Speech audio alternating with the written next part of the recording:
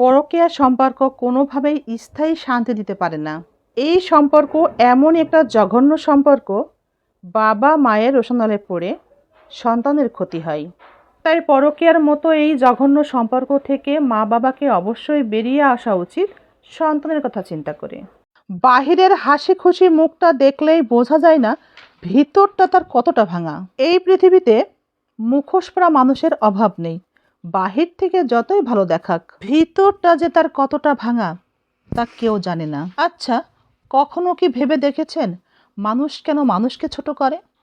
মানুষ কেন মানুষকে আঘাত করে? মানুষ হয়ে মানুষকে কেন হিংসা করে? কেনই বা তারা অন্যের সুখ দেখে কষ্ট পায়, অসন্তুষ্ট হয়, জ্বলে পুড়ে যায়? তারা আসলে নিজেদের জীবন নিয়েই শান্তিতে নেই, তাই অন্যকে ভালো থাকতে দেখে তাদের সফলতায় আঘাত করে। কিন্তু তারা হয়তো জানে না মুখোশ দিয়ে সত্যকে কখনো লুকিয়ে রাখা যায় না।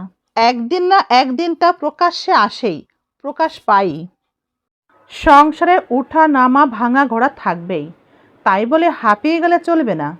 সংসারের সমস্যা দেখা দিলে স্বামী স্ত্রী একে অপরের পাশে থেকেই সাহস যোগাবে এবং সহযোগী হয়ে একে অপরের পরিপূরক হয়ে উঠতে হবে।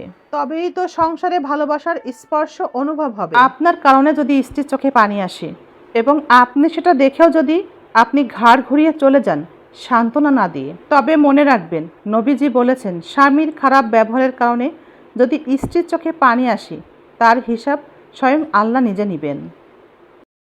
মনে সবসময় শক্তি সাহস ধরে রাখাটা ভীষণ জরুরি। ব্যর্থতা আল্লাহর তরফ থেকে একটা পরীক্ষা মাত্র। ব্যর্থতার পরেও তাই পরিশ্রম করুন, নিজের শান্তির ঘুম হারাম করুন এবং ব্যর্থতার কারণ অনুসন্ধান করুন। অসহায় অবস্থায় পাশে কেউ এসে সাহস যোগাবে না, সাহায্যের হাতও কেউ বাড়িয়ে দিবে না, নতুন পথের সন্ধান দেখাতেও কেউ সাথে এগিয়ে যাবে না। চেষ্টা তাই নিজেরই করতে হবে, জয় আপনারই হবে। বাহ্যিক সৌন্দর্য দেখার জন্য সুন্দর চোখ হলেই হয়। বাহ্যিক সৌন্দর্য শুধুমাত্র সুন্দর চোখকে আকৃষ্ট করতে পারে, কিন্তু সুন্দর মনকে আকৃষ্ট করতে হলে প্রয়োজন একজন সুন্দর ব্যক্তিত্ববান মানুষের মন। আমরা জানি সৃষ্টিকর্তা উত্তম পরিকল্পনাকারী, তিনি যে সিদ্ধান্ত নেন তাই সেটা উত্তম। কিন্তু সৃষ্টিকর্তার নেওয়া পরিকল্পনা আমাদের জন্য কখনো হয় খুবই কষ্টদায়ক, খুবই কঠিন।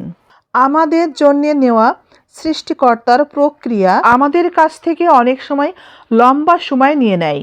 কিন্তু মনে রাখা উচিত, যখন আমরা দেখব সৃষ্টিকর্তা আমাদের ক্ষেত্রে নীরব আছেন, তখন আমাদের মনে রাখা উচিত তিনি নীরবেই আমাদের জন্য সেরা কিছুই করছেন। কি হে, চোখের পানির মূল্য যে দিচ্ছ না? মুখে ভালোবাসি বলছো, দিনে দিনে তবু অবহেলাটা বাড়িয়ে দিচ্ছ কেন? আমাকে ছেড়ে গেলে বড়জোর তোমার ভালোবাসার একটা মানুষ পাবা, কিন্তু মনে রেখো তোমাকে ভালোবাসার মানুষ কোথাও পাইবা না। সময়কে সঠিকভাবে ব্যবহার করলে জীবন হয় মূল্যবান, সময়কে অপচয় করলে জীবন হয় মূল্যহীন। যেখানে পরিশ্রম নেই সেখানে সাফল্য নেই, জীবনের মূল্যও নেই। পরিশ্রম থেকে সরে আসলে জীবন যতই সামনের দিকে যাবে জীবন ততই কঠিন হতে থাকবে। নতুন বছর মানে নতুন সম্ভাবনা, নতুন দিয়েই শুরু, নতুন স্বপ্ন, নতুন আশা। পুরাতন দুঃখ কষ্টকে ভুলে গিয়ে নতুনভাবে নতুন পথে এগিয়ে চলা।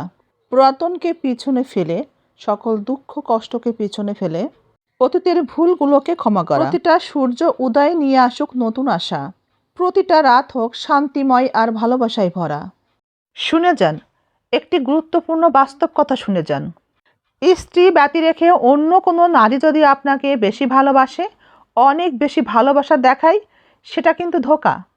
আবার স্বামী ব্যতি রেখে অন্য কোনো পুরুষকে যদি আপনার অনেক বেশি আপন মনে হয়, খুব কাছের মনে হয়, খুব পছন্দ হয়, খুব ভালো লাগে, তবে আপনি বোকা।